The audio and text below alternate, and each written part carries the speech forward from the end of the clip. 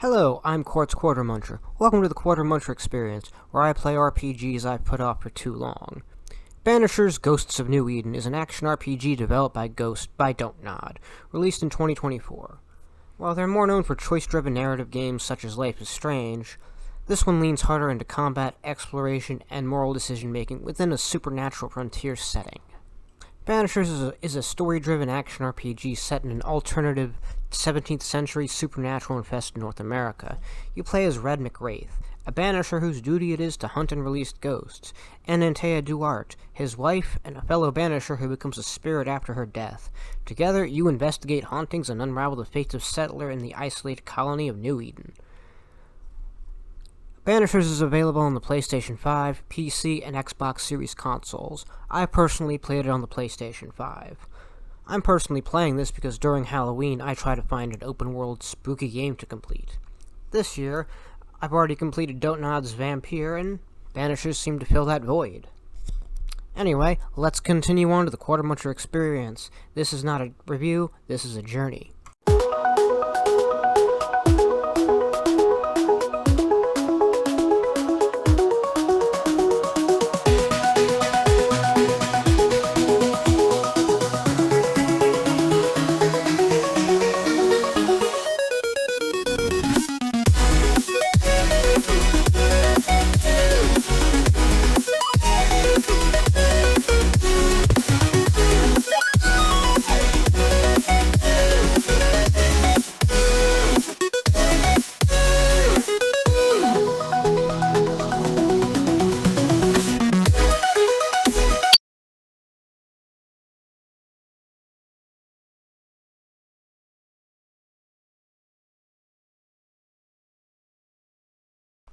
Banishers: Ghosts of New Eden is set across the harsh forests, swamps, and settlements of New Eden, a remote colony within the Northeast plagued by ghosts. These characters are morally complex frontier settlements facing hunger, fear, guilt, superstition, a lot of basic raw human emotions. The haunting cases are the narrative backbone of the game, each revealing a story of broken communities and personal tragedy. Banishers, on the flip side, are trained occult investigators sworn to help spirits move on, either through peaceful release or forceful banishment. I'm not one to spoil major events, but I can't go into Banishers: Ghosts of New Eden without addressing the elephant in the room.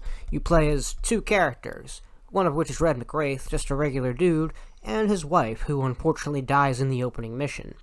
Fortunately, she's a banisher, so she's easily playable and comes back as a ghost for the entirety of the game. That's sort of the entire point.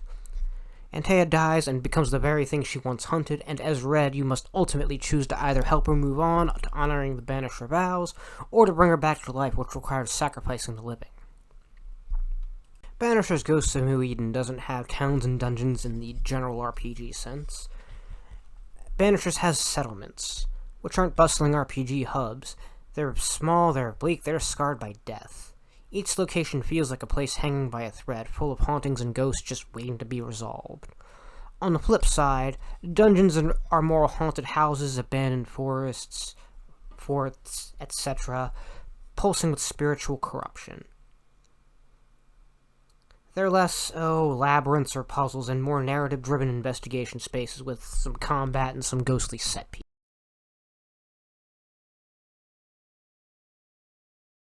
Gameplay-wise, Banishers: Ghosts of New Eden is a fairly standard open-world game. There's lots of places to go and do. Well, not a lot of things to do per se.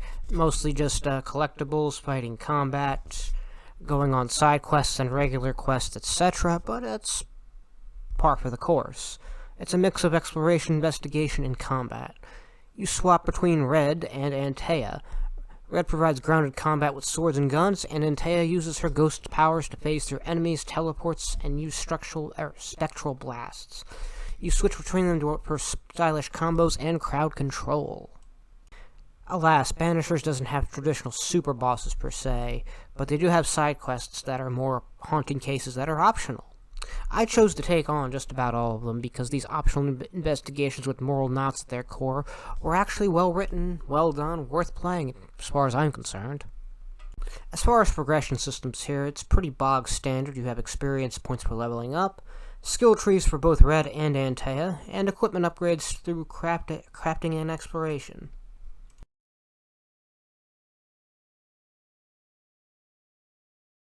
Banishers Ghosts of New Eden has a moody frontier aesthetic. You've got fog, candlelit interiors, damp forests, and somber settlements. Characters are detailed and expressive with cinematic camera work during key emotional scenes. The soundtrack itself leads into dark folk, minimal strings, mournful melodies. The sound design is also key. You've got whispers, creaks, and ghostly distortions that heighten the tension. The voice acting is strong performances all across the board. Special credit goes to, naturally, Red and Antea's actor, given they carry the emotional weight of the journey with both nuance and chemistry. As for the game itself, it runs well on the PS5. It's got high-quality animations, strong facial captures, and stable performance. As far as the difficulty goes, it starts off relatively decent, easy, forgiving, but near the end, the difficulty ramps up sharply with multiple spirit types in the same combat. It's got good balance overall, even though aggressive enemy groups can be a bit much sometimes.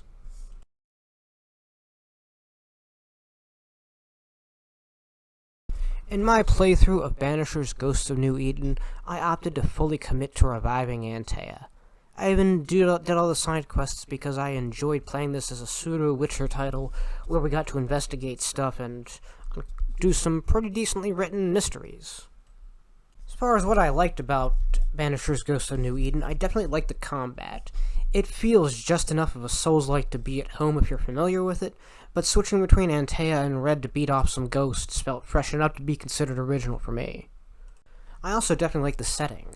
Not many RPGs are frontier-based, let alone with a supernatural retelling, let alone one that really is drenched in atmosphere the same way Banishers is.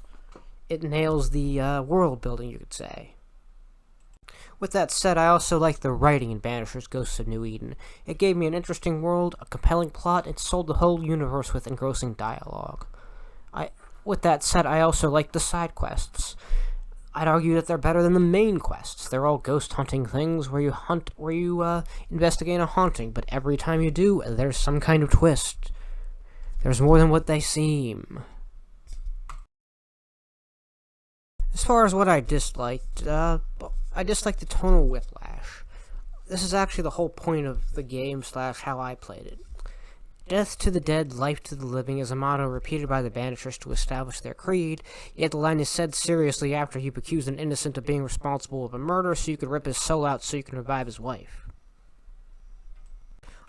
I also disliked the lack of enemy variety in Banishers Ghosts of New Eden. There's not a lot of variety between the ghosts you assault or the ghosts who assault you. Some of them even possess monsters, so you have to beat the monster, then the ghost. The best part of Banishers Ghosts of New Eden was just straight up ripping people's souls out. Some innocents may have gotten mixed up in this, but the real bad ones are completely worth it. The worst part of Banishers Ghosts of New Eden are these vine puzzles that just exist to distract you.